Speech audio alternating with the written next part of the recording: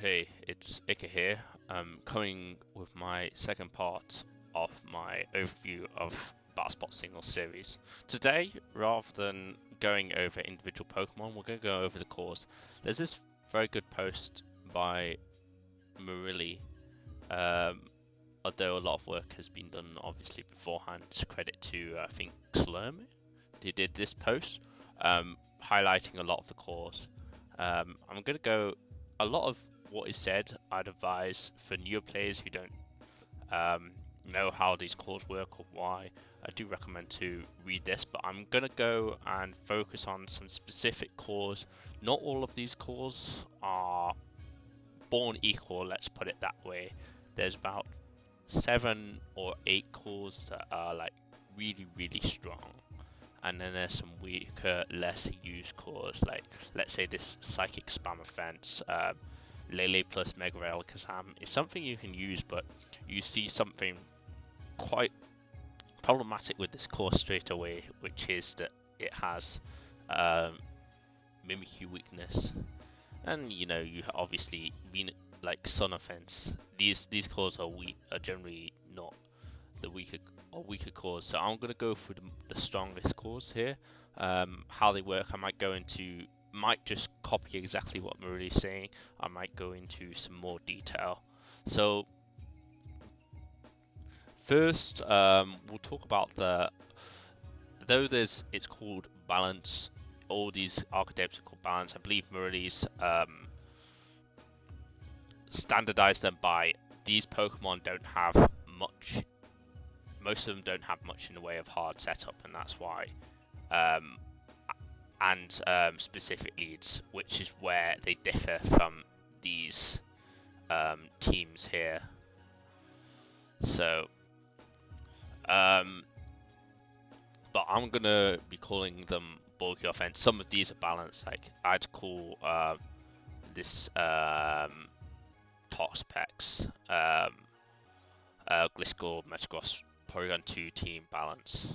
So I think the best place to start is with the Mega Salamence cores.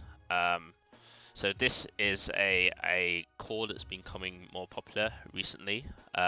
It's not the most classic core, but it's got the double steel plus Mega Salamence. And what this does is it walls a lot of the meta game. Tapu Fini here is obviously it's completely optional. This team does have weaknesses to strong like stuff with ice and ground or ice and fighting. So let's say like a Mega Lopunny really can devour this team. So then you compare it with something like a Tapu Fini, which will shore up that weakness. Alternately, if you want to spread status with your Heatran, you might want to run something like even a Primarina in that sort. Yeah, I mean, Mega Metagross is another big one that can really annoy this core. But yeah, it's a very solid core that deals with a lot of the meta game. So the double steel here shores up Mega Salamence's weakness versus Mimikyu. You can get rocks down quite easily with either Ferrothorn or Heatran. Heatran also a great steel types are generally just the best defensive backbone in the meta. So you cover a lot of the meta with just Heatran and Ferrothorn, and then Salamence is there as your kind of like your threat. Generally on these sorts of teams, the Ferrothorn is likely to be just a standard Ferrothorn. Then you can have any sort of Heatran here, but so some sort of Spadef is good. If you have Spadef, you need offensive pressure with the rest of your free mons that generally you're picking in certain matchups, and then Mega Salamence is generally bulky in this sort of team. You can run special Salamence on this team as well, but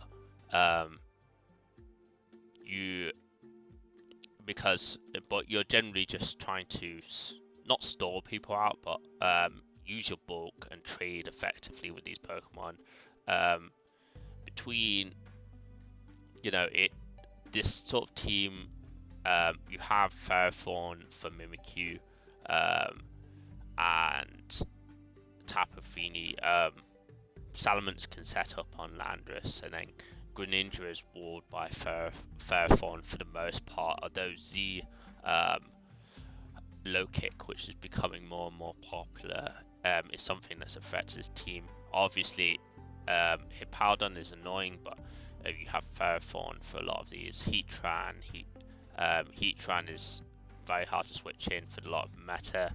Heatran deals with Celesteela, which is a premier Salamence check. So, and with Double Steel, basically a lot of these Pokemon are useless because of Double Steel or liabilities in matchup like Lele. Mimikyu can be a liability. Opposing Ferrothorn is a liability.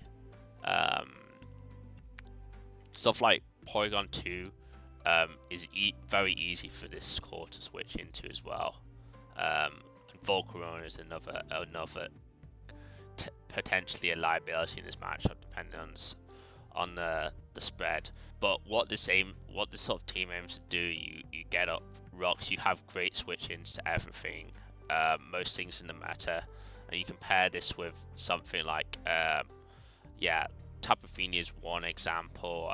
You can actually another thing that this team generally wants is a Thunderous check. So having something like a Mimikyu here is always good on this sort of team, and just to make sure you don't get swept by certain Thunderous sets. But yeah, just a very solid all-round core, and you just use your switch-ins. You have a lot of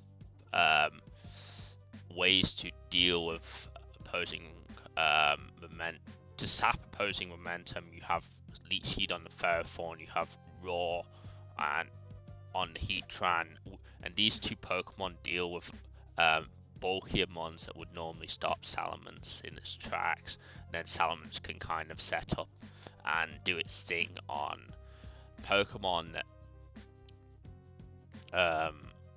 are more squishy and threatened by Ments. To look at another Salamence core, this is probably the most classic Salamence core, the Hippowdon Aegislash Salamence core, generally paired with Tapu Koko, or most commonly Tapu Koko, though you can run another type. This gives you a very strong Fairy Dragon Steel core with the Koko, Salamence, and Aegislash. You have Hippowdon, basically the way Hippowdon into Salamence works is you lead Hippowdon and you get up your Stealth Rock, you Yawn spam, and eventually someone's going to have to KO the Hippowdon, but because you're Yawned, obviously you have to switch out next turn, or you have to go to sleep. So Salamence gets to come in and click a Dragon Dance. This team can be very weak to Scarf Tapu Lele, so that you have the Aegislash here, which is specifically used to deal with strong Psychic and what's it called? Fairy moves. Koko here. Koko is surprisingly good on this team. It just has it's a good alternate lead to Hippowdon, and it gives you a lot of momentum with stuff like Volt Switch. You can even use Hidden Power Ice. Another thing that Murray does say, which is very true, is that Toxic Hippowdon beats a lot of the best defensive Mega Salamence checks. What you'll notice with all these cores is most of them, they have ground resist or ground immunity, they have an electric resist and electric immunity, and then they have a steel type of some sort. The reason you want a steel type is so that you don't lose to Scarf Tapu Lele.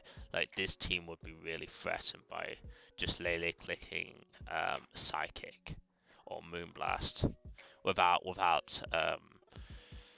without Asia Slash being here. And then you have other options. Generally, these you can run bulky normals on this core.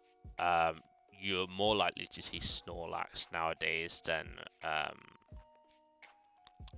Porygon 2, but you can see Porygon 2. Greninja is also a good alternate lead that it can pressure opposing Hippowdon, because obviously this team as well as is naturally weak to Hippowdon, and then you have stuff like Kartana, which can pressure Tapu Fini potentially, and these bulky Norman types also have a switch in, and they can switch into opposing Greninja. Like Greninja's coverage, just standards, Dark Pulse, Water move, Ice move, can really destroy this team. So if you're not careful, and you can't really switch into Tapu Koko.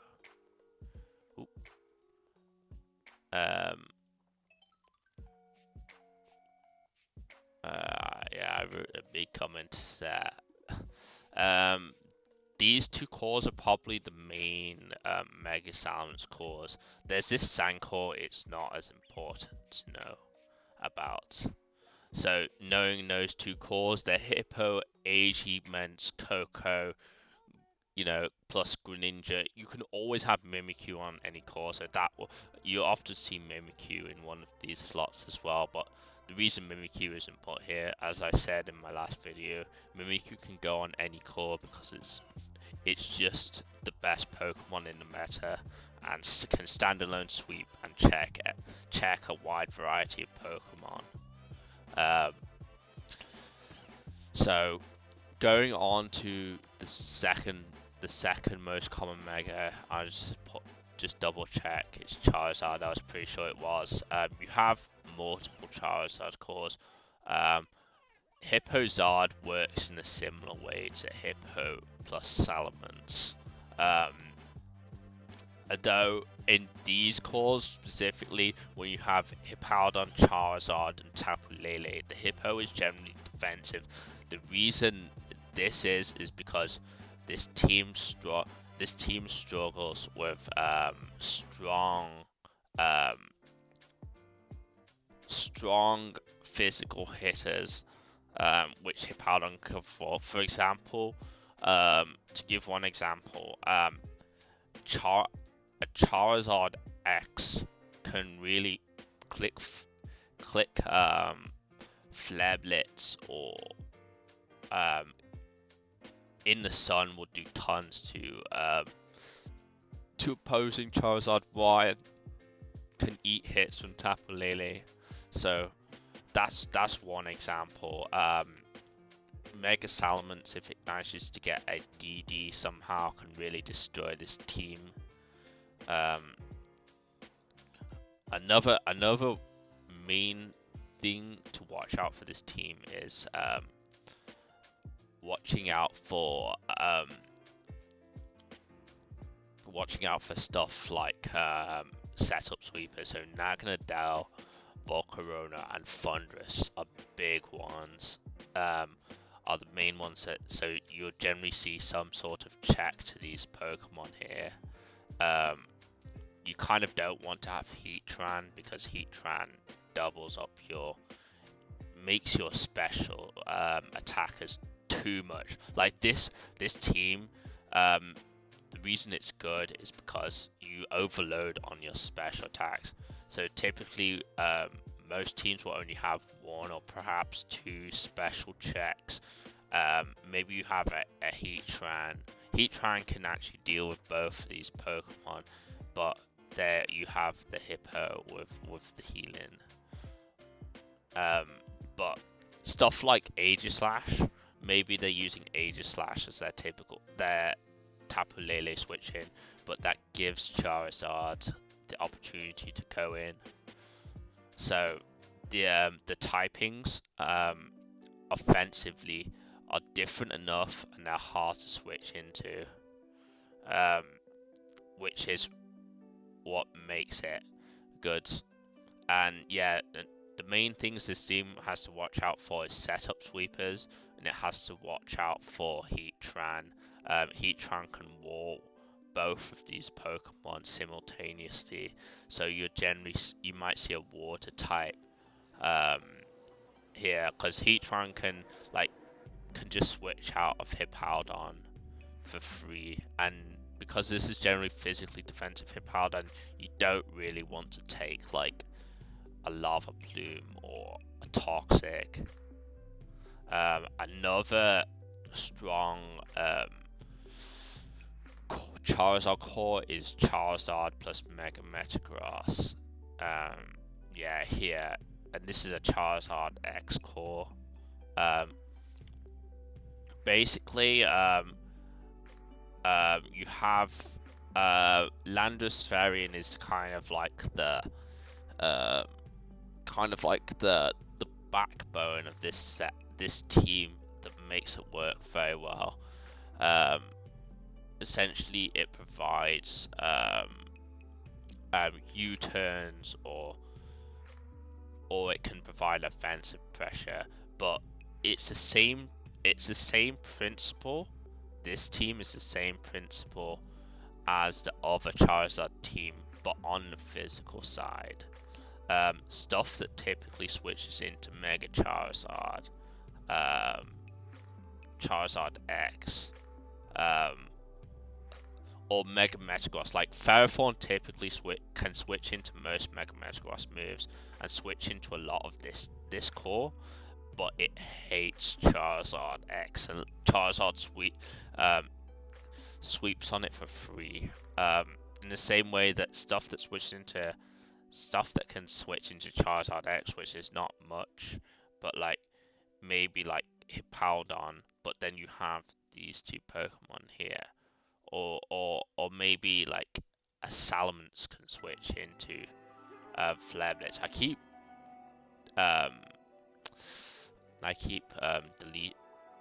clicking on stuff and it links me to stuff, which is annoying. But yeah, this core is probably one of the top 3 Charizard cores. That and Hippo, Charizard, and Lele. Although you have to realize that with Hippo, Charizard, and Lele, and all of these cores, the Charizard can be either Mega. That's what makes these cores. Part of what makes these cores so strong is, yes, it's typically Charizard X on this Metagross plus Charizard core. It's typically Charizard Y on this core, but Tapu Lele plus Charizard X is a really good pairing as well, because you have the stuff that typically wants to switch into Tapu Lele, i.e. Steel types, get destroyed by Charizard. And this is the same principle to Steel types. Stuff like Celesteela wants to switch into Metagross. But what if you're bringing Celesteela to a Charizard matchup? Then it's a liability. So these cores prey on the duality of the Megas, and how you can build a style where your Megas force people to make disadvantageous decisions at Team Preview. These are the two of the 3 main Charizard cores. This core can have Charizard on Hippo Luke, is not too important. The other core that isn't here, that is really important to know, is and I'll see if I can find an analog here. Okay, I can't. Is Charizard X, Tapu Fini, and Celesteela. So this core here, Celesteela plus Tapu Fini. Nowadays, these 3 mons are here, but typically it's paired with Charizard X, and I'll see if I can find an example here.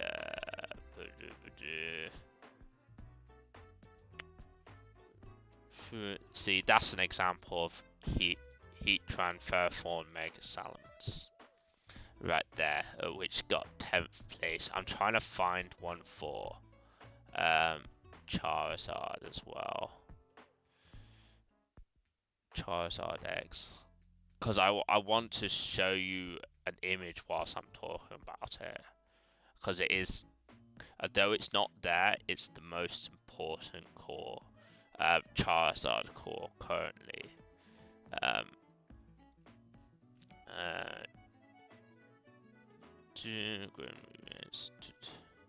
okay, I'm gonna go down and have a look through these very quickly. I'm pretty sure Feeny Celesteela and Charizard X. See the Tapu Fini here with Waterium Z. Generally, you have your Tapu Fini. Your Celesteela here is to this is meant to check Tapu Lele, and you have a defensive Charizard X on these teams, and between these three Pokemon, you can wall a large part of the meta. Stuff that Tapu Fini plus Celesteela is typically weak to, i.e. electric types, i.e. Charizard Y, are covered by these are not important. I'll go back to Meridies because it's the most up to date. But yeah, the stuff that Charizard that typically these Pokemon don't deal with, like Tapu Koko is walled by bulky Charizard X, and is like, it's either A, free setup fodder, or B, you just sit there and don't care. So, and then you have the generally you have a Calm Mind, Waterium Z, Tapu Fini to break through opposing Fat, with Fat Celesteela that checks Mega Salamence, and then alongside this you probably have a bulky normal somewhere, like a Porygon 2 or a Snorlax, and then you can add anything you want. You can add Mimikyu. You probably want a ground type, so maybe Landorus variant form is a decent one to have, for example. But yeah, that core is extremely strong. It should be on here. So the next like major things are the Metagross cores, and I'd say there's 2 or 3. There's this core, and I've already talked about Metagross plus Charizard, so I won't talk about that again. This core is not too important. Even this core is not too important. This is just a variation of Lele plus. This is just a variation of Metagross plus Charizard X, or Lele plus Charizard. So yeah, I think those 2 are the most important cores that you'll need to know about.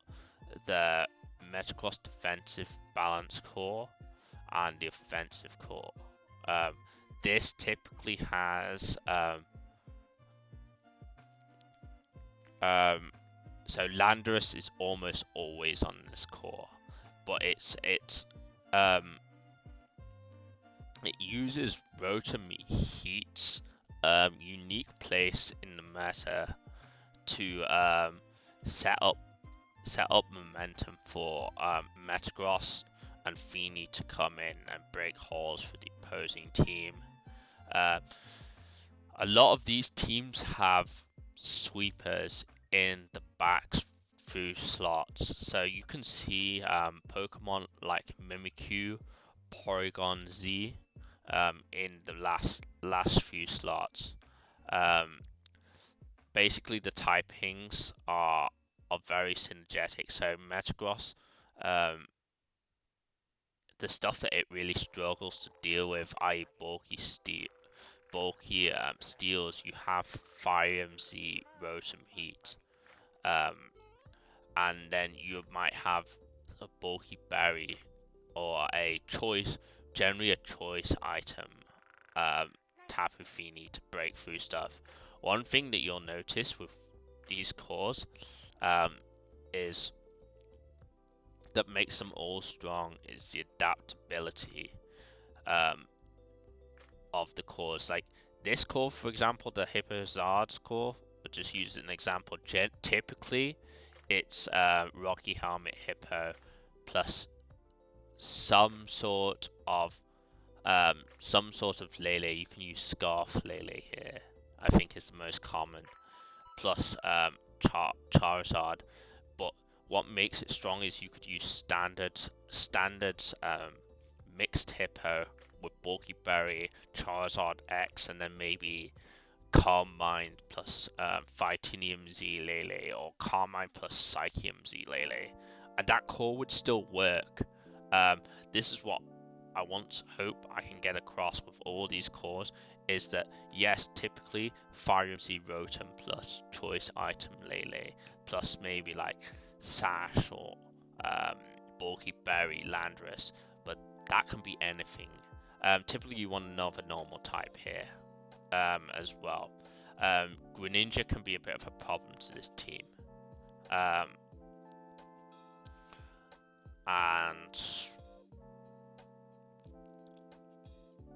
yeah, having your immunity to it has a double immunity to ground, which is good. But yeah, just essentially you're using Rotom and its unique typing to get in on certain Pokemon. So like these two invite in Ferrothorn, which allows Rotom to come in.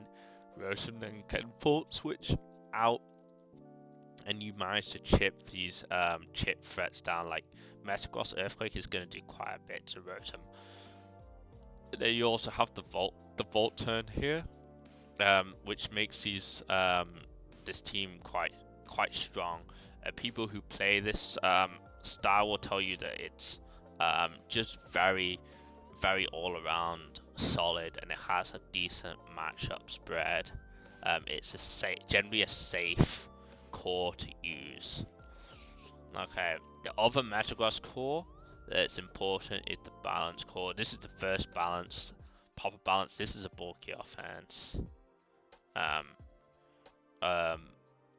This is a proper balance, because the difference between this core and this core is reliable recovery. Porygon 2, Toxapex and Gliscor have reliable recovery. Generally what happens with this core is that actually the three most important members are Porygon 2, Gliscor and Toxapex. These wall a large part of the meta, and Porygon 2, who hates getting toxic, while you have Toxapex and Gliscor, which also both check fighting types.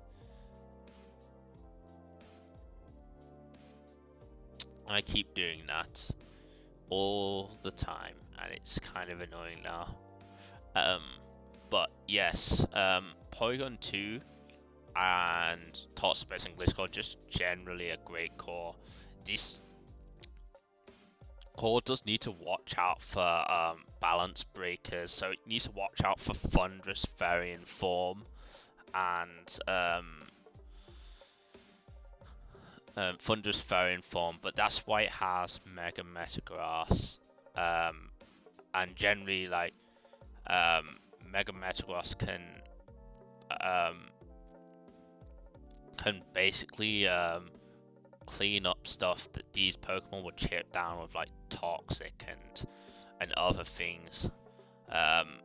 On this core, you need to be worried about electric types.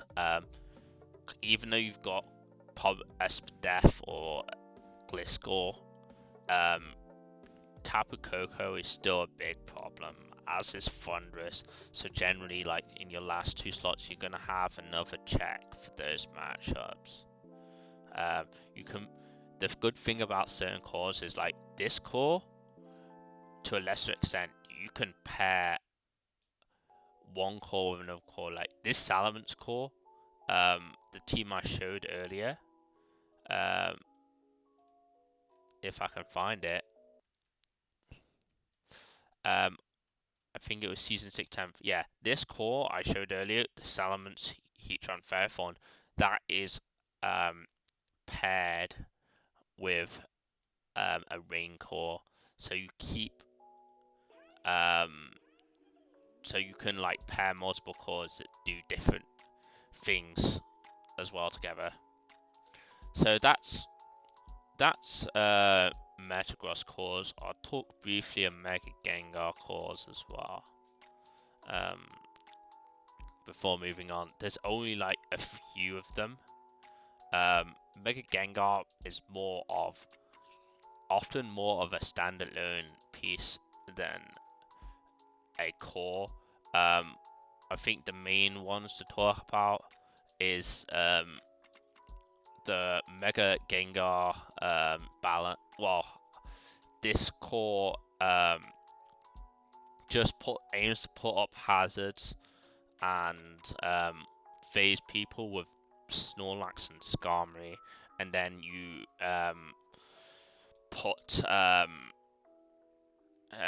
you get Mega Gengar in safely, and you can KO shit once it's in range. And then these Pokemon here are just there to show up some of the weaknesses of this Pokemon, and the fact that you can Yawn Span with Snorlax means that Gengar, if you sleep Pokemon, Gengar with Hex can destroy Pokemon. And then yeah, obviously these two are weak to Tapu Fini and Tapu Koko, which nullifies their strategies. But Gengar can trap these Pokemon and KO them. But yeah, these cores are meant to bring in Gengar as much as possible on weakened Pokemon. So you have slow U-turn from both Landorus. Incineroar less important, but Landorus very important. Slow U-turn into Gengar.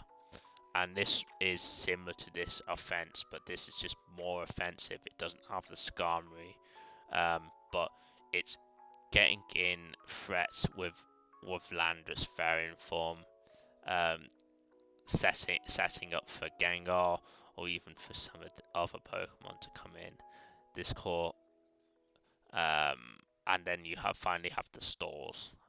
This not important. The stall, yeah, you're always gonna see Mega Gengar. Almost always going to see Mega Gengar on stall because Mega Gengar can trap certain threats and wall breakers. So you know it can get you the necessary damage on Thundurus or Naganadel, so that these Pokemon can't win the game. And also trap versus other stall. This is similar to the Storm. It's essentially the same thing, but with just with Celesteela over Skarmory, and then no Unaware Mon. Generally, this like full stall is harder to pull off, so semi-stalls become more common.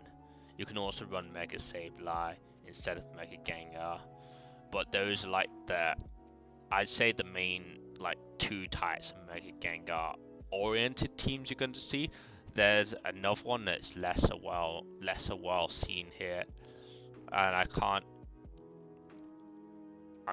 see it when I'm looking for it. Oh, here. This is a variant of this, which is Landorus Varian has gravity, and you can KO people with Casino Gar.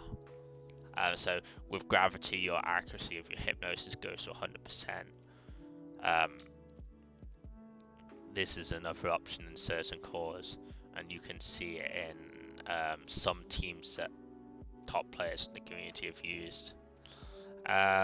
Looking past that, I'll talk about Gyarados. Now, Gyarados has a few major cores, but generally Gyarados is seen on hyper-offensive teams. So this one, the Gyarados plus Naganadel hyper offense.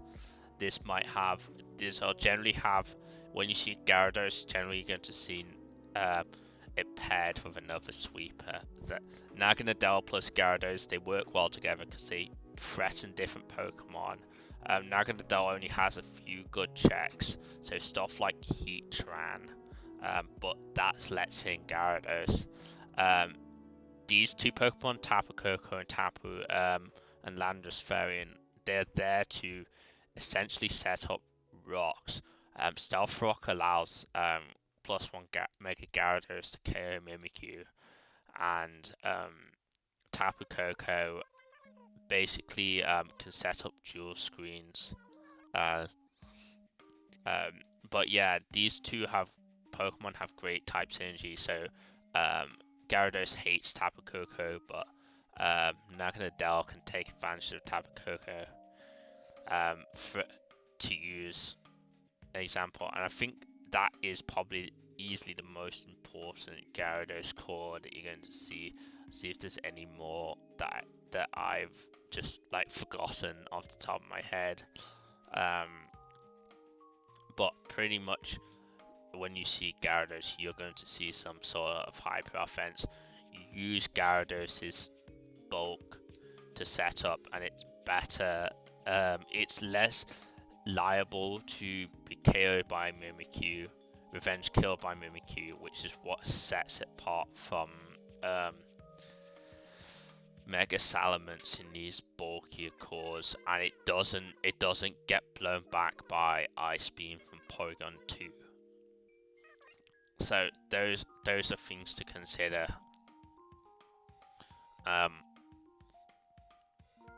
This core, generally you want a different mode apart from these Pokemon, because you can stuff like Tapu Fini plus Heatran, for example, can be really problematic for this core. Tapu Fini, because when they switch into Naganadel on your Tapu Fini, say, firstly they're taking damage, but secondly, you can just switch between Tapu Fini and Heatran versus core. So generally you're gonna have something else there. Common Pokemon to see here as Mimikyu plus Breloom. Which Breloom can pressure in a lot of the matchups that Gyarados and Naganadel don't do well in, and then you can put other sort of hyper offensive cores. So you can see a well-known team is with these four Pokemon plus Gyarados and Naganadel. I don't put some Pokemon music on. I think I'm gonna go down. I'm gonna do Blaziken, and then I'm going to touch on, I think, Mega Mawile cores, and lastly I will touch on Mega Lopunny and Mega Kangaskhan cores, and touch on Rain. These are the next ones I'm going to do. I'm not going to talk about Mega Titar and Mega Scizor. I don't think they're, or Mega Lucario. I don't think their cores are as important in the meta. Though they can obviously work. So going on to what was I on? I was on Mega Blaziken. Blaziken or Mega Blaziken generally either work.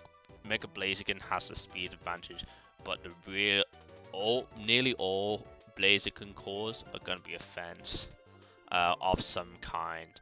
You can run Blaziken as a secondary standalone threat as well in certain team compositions, but cores based around Blaziken, you're going to have a fence. You can have either an SD set, or you can have Baton Pass. Generally, you're pairing it with a lot of threats. So Mega Blaziken, a lot of these Pokemon are really hard to deal with when they've been given a speed boost. Like Tapu Lele, you can run like Specs or Z Tapu Lele, but at +1 it outspeeds everything, and you can't revenge kill it. Then you have Celesteela is another one that after a few speed boosts, it can sub-leech stall everything and get beast boost with air slash, even against Tapu Koko. And Feeny is another one. On these three are the most important probably. Tapu Fini, on Baton Pass, that's Tapu Fini, Celesteela, and Tapu Lele are most important. These are the three most dangerous and typical Baton Pass recipients. Landorus is generally there to be a sash set, and then you can do something like a hyper offense. Generally, you have almost two dedicated mons, although Blaziken can put his own, obviously puts out his own pressure. So you have Landorus specifically to get up Stealth Rock. Then you send in Blaziken to get up speed, and you pass into your sweeper. Another core. This core should probably be separate than these. These is more Baton Pass, but Blaziken, Zapdos, Ferrothorn are more of an old school core. Just solid type synergy. Ferrothorn takes care of psychic attacks that Blaziken hates, and then Zapdos takes care of like Mega Salamence. This core's kind of fallen out of favor recently. One thing you do have to watch out for in Blaziken cores is that why part of the reason it's less popular than it was is that Priority Water Shuriken from Greninja and Mimikyu existing. These Pokemon Blaziken hates, and they're also two of the best. I mean, Landorus T, you have strategies with Blaziken around that. But yeah, this is Mega Blaziken cores, and this is probably, like, this combined is the only important Blaziken core. So, go on to Mawile. Mawile, there's two important cores, I guess.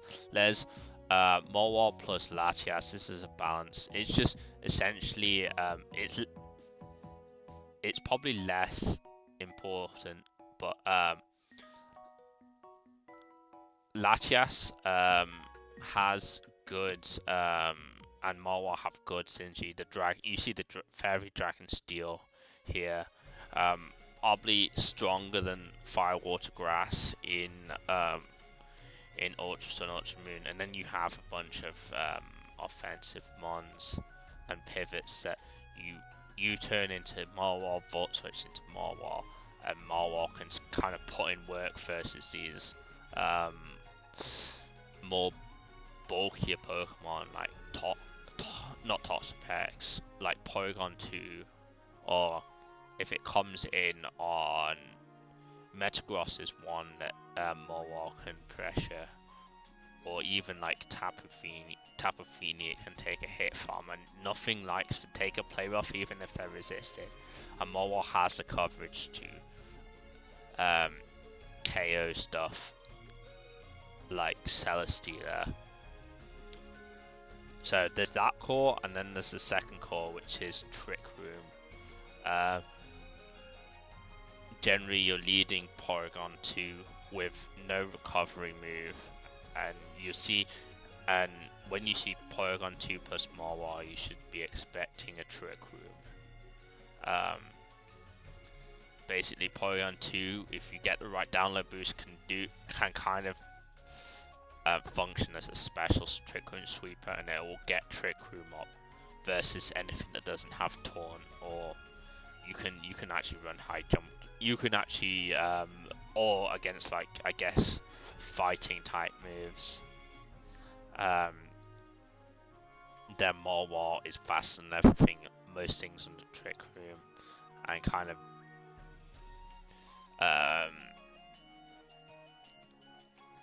does its thing. And then Mimikyu and Breloom, just two very almost a core in its own. where these Pokemon deal are quite strong one-on-one. Breloom puts a lot of pressure on Team Preview as well because of Spore, which allows this to be less predictable.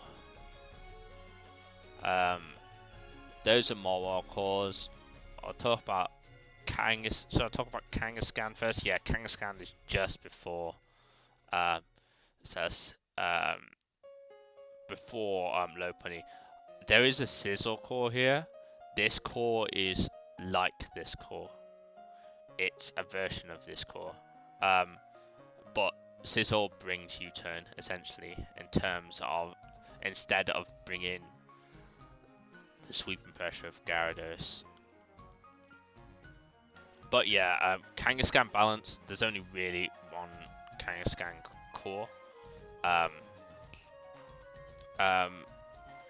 Kang can break through certain stuff. Generally, you're going to see a power punch stuff, and Kang can also, with its double hit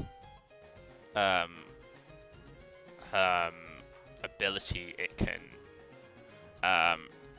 break sashes and stuff. But yeah, essentially you pivot with Landorus into your offensive threats. You can lead Kangaskhan if you have Fake Out for guaranteed chip on certain Pokemon. And then Aegislash generally there, otherwise this team loses to Tapu Lele.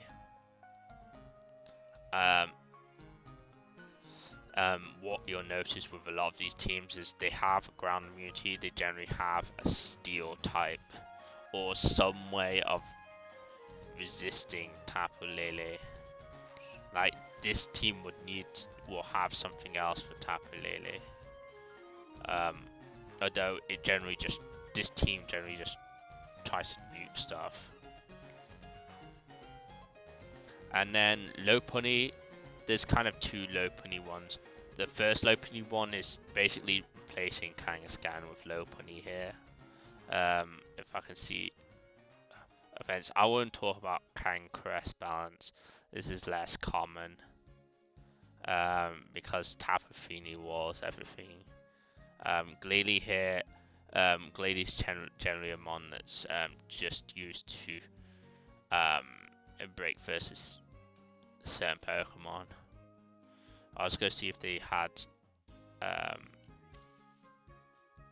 the Kang, the faster Lopunny core. So there's this core which is like a balanced core with Lopunny. Essentially, it puts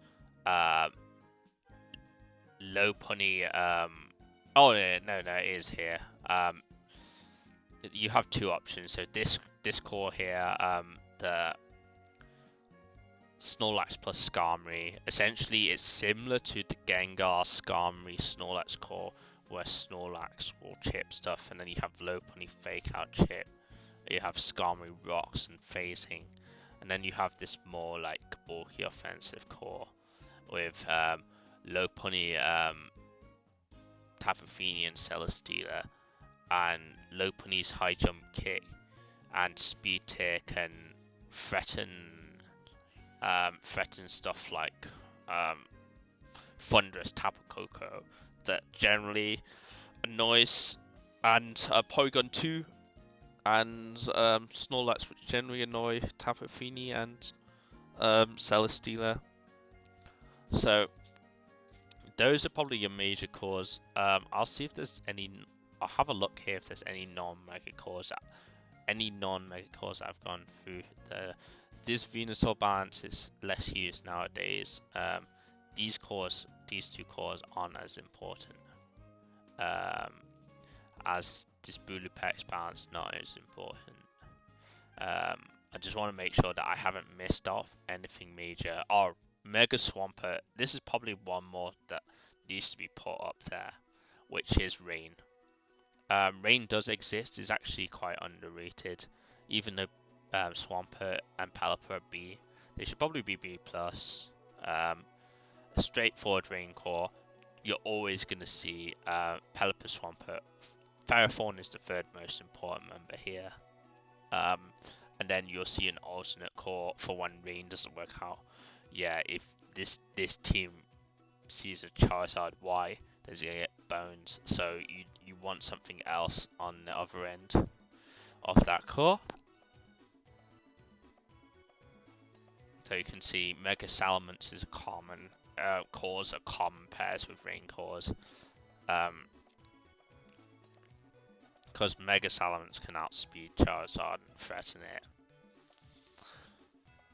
But yeah, Hippo Lucario, this core is not important.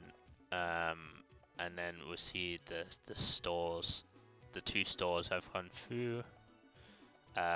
This core not too important, but there's other cheesy cores like Serp Glalie or this core is Evo Boost that you just get to know with playing. But I wanted to go through some of the Mega Heracross core. These cores are less used because basically Mimikyu exists, which destroys this core. But yes, I just wanted to give an idea of the major cores that are currently going on in the game. This list is mostly expansive. As I say, Celesteela, Tapu Fini, Charizard X, the only major core that is not on this list. Not all of these are important that are highlighted as important, like these 2 cores are not important, and this core, these 2 cores are not that important. And then obviously the non-bordered ones, I think Murray himself said they're not that important. This core is not that important either. But the rest of them are standard, and to know why these cores are strong and just have an idea of the sets will be very helpful for when you, or the typical sets will be very helpful for when you play. So, yep, I think I'll end it there, and then next time I'll try and talk a bit about team preview and actually going into battling. Either that or it will be team building, and I'll talk about what is typically needed on a team. Actually, I'll probably do the latter first. It makes a bit more sense to do it in that order. You build your team and then you go battle. So yeah, cheers. Signing off now.